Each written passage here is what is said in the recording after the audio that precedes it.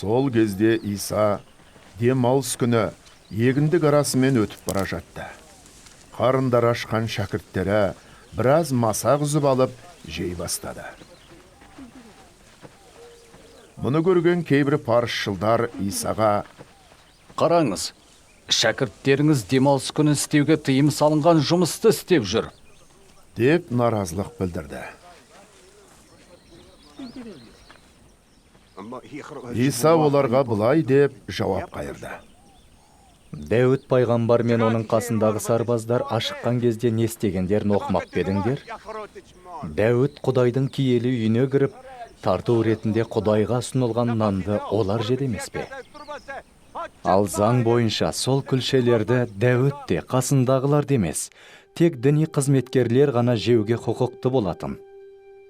Сондай-ақ, діни қызметкерлер ғибадатханада жұмыс істеп, демалыс күні туралы ережелерді бұзады. Бірақ олар сол үшін айыпталмайды. Бұл туралы Тәураттан оқымап па едіңдер? Сендерге айтам, осы жерде ғибадатханадан да дәрежесі үлкен біреу бар.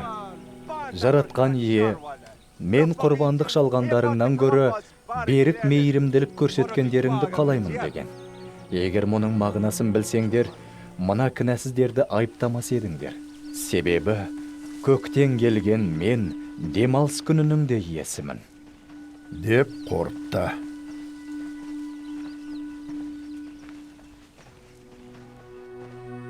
Ол жерден кетіп бара жатып Иса яһудилердің жиналатын мәжілісханасына кірді. Сол жерде қолы семіп қалған бір адам да болды. Діншілдер Исаны айыптайтын сылтау іздеп, оған: демалыс күні болса да, ауруды сауықтыруға бола ма? деген сұрақ қойды.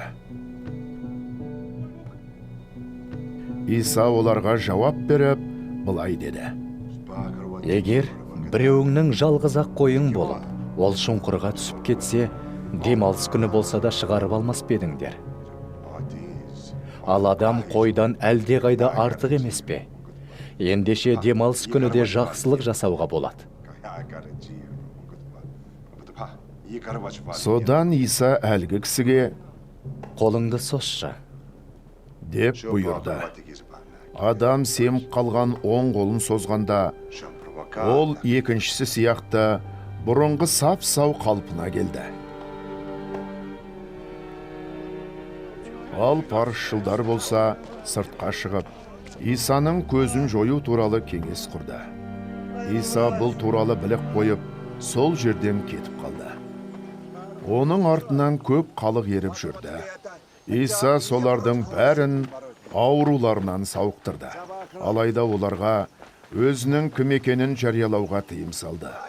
Осылай, Құдайдың Ишая пайғамбар арқылы айтқан мына тәрізді сөздері жүзеге асты: міне, менің таңдап алған қызметшім, ол жаным рахат табатын сүйіктім. Оған қондырамын мен өз рухымды, ол халықтарға жариялайды әділ үкімді. Қызметшім айтыспайды да айғайламайды, оның даусы көшелерде шықпайды.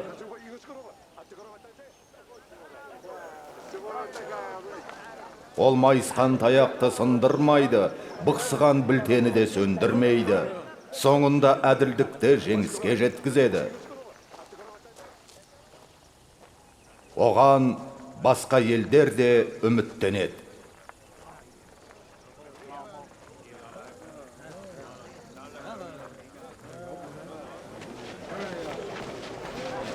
Сол кезде жұрт Исаның алдына жын соққан соқырда мылқау біреуді алып келді. Иса оны сауықтырып, соқырда мылқау адам әрі көретін, әрі сөйлейтін болды.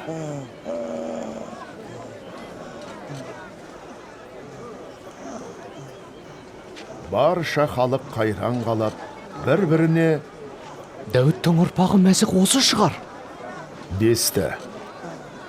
Бірақ мұны естіген парызшылдар: Анау жындарды тек солардың әміршісі Белзебілдің, яғни Әзәзіл шайтанның күшімен қуып шығарады, деп жала жапты. Олардың осы ойларын білген Иса Жікке бөлініп, өзара соғысып жатқан әрбір патшалық жойылып, бос қалады. Өзара ұрысып керісіп жататын әр қала не үйде құрып кетеді. деді. Сол сияқты, егер шайтан өзін қуып шығарса, оның өзіне өзі қарсы соғысқан. Олай болса, оның патшалығы қалайша жойылмай берік тұра алады. Ендеше мені жындарды Белзебүлдің күшімен қуып шығарат десеңдер, онда сендердің шәкірттерің оларды кімнің күшімен қуып шығады? Сондықтан айтқандарыңның бұрыстығын өз шәкірттеріңе әшкерелейді. Бірақ шынында мен жындарды Құдайдың киелі рухының құдіретімен қуып шығарам. Демек, араларыңда Құдайдың патшалығы орнаған. Немесе, күштінің үйіне кірген біреу алдымен соның өзін байлап тастамай, дүние мүлкін қалайша тонар еді? Тек күштіні жеңіп, байлап матап тастағаннан кейін ғана оның үйін тонай алады. Кім менімен бірге болмаса, сол маған қарсы. Кім менімен бірге жинамаса, сол шашады. Сондықтан сендерге айтам. Адамдардың жасаған бүкіл күнәлары мен Құдайды қорлауларына кешірім беруге болады. Бірақ Құдайдың киелі рухын қорлайтынға кешірім болмайды. Көктен келген маған қарсы сөйлеген әркімге кешірім беруге болады. Бірақ Құдайдың киелі рухына қарсы сөйлейтіндерге не осы заманда, не келешекте кешірім болмайды. Мынаны мойындауларың қажет. Ағаш жақсы болса, жемісі де жақсы. Ал жаман болса, жемісі де жаман. Ағаш жемісімен танылар. Улы жыланның тұқымдары. Сендер жаман бола тұра, қалайша жақсы сөздер айталар едіңдер. Жан дүниең неге толса, ауызың соны айтар. Ізгі адам жан дүниесіндегі игілікті қазынадан игілік алып шығады. Ал зұлым адам арам жан дүниесінен арамдық алып шығады. Сендерге шын айтамын. Адамдар өздері айтқан әрбір жағымсыз сөздері үшін қиямет сотында жауап береді. Сол кезде сендер айтқан сөздеріңе сай не ақталатын, не айыпталатын боласыңдар. Кейбір дін мұғалімдері мен парызшылдар сонда Исаға: Ұстаз, билігіңізді дәлелдейтін бір кереметті көрсек деп едік. деген өтініш жасады. Бірақ оның жауабы мынау болды: Жаман, опасыз ұрпақ билігімді дәлелдейтін керемет көрсетуімді талап етеді. Бірақ оған Жүніс пайғамбардың кереметінен басқасы көрсетілмейді. Жүністің 3 күн, 3 түн дәу балықтың ішінде жатқаны сияқты, көктен келген билеуші де жер қойнында 3 күн, 3 түн жататын болады. Ниневий тұрғындары қиямет кезінде осы ұрпақтың адамдарымен бірге сот алдында тұрып, олардың қиқарлығын әшкерелейді. Ниневиліктер Жүніс уағыздағанда теріс жолдарынан қайтты. Ал мұнда Жүніс пайғамбардан да мәртебесі зор біреу бар. Алайда сендер теріс жолдарыңнан қайтудан бас тартасыңдар. Ежелгі оңтүстік Арабияның патшайымы да қиямет күні осы ұрпақпен бірге сот алдында тұрып, оның қиқарлығын әшкерелейді.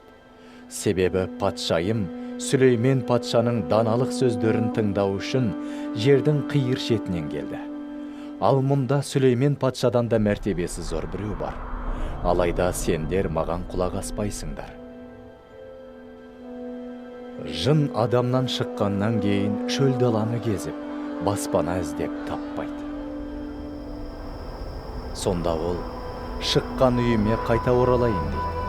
Қайтып келгенде қараса, үй сыпырылып, жиналыпты. Алайда бос тұр екен.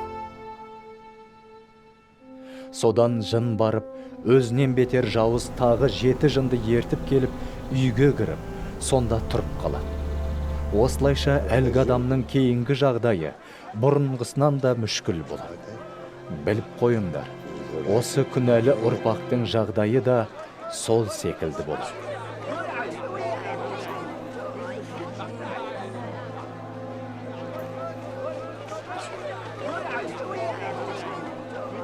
Иса әлі де халыққа сөйлеп тұрғанда, оның шешесімен туған бауырлары келіп, сыртта тұрып, Исамен тілдеспекші болды. Сонда әлдегім Исаға былай деп хабарлады. Сыртта шешеңіз бен бауырларыңыз келіп, сізбен сөйлесеміз деп тұр. Алайда Иса осыны айтқанға жауап қайырып, Менің шешем, бауырларым кім екенін айтайын ба? деді де,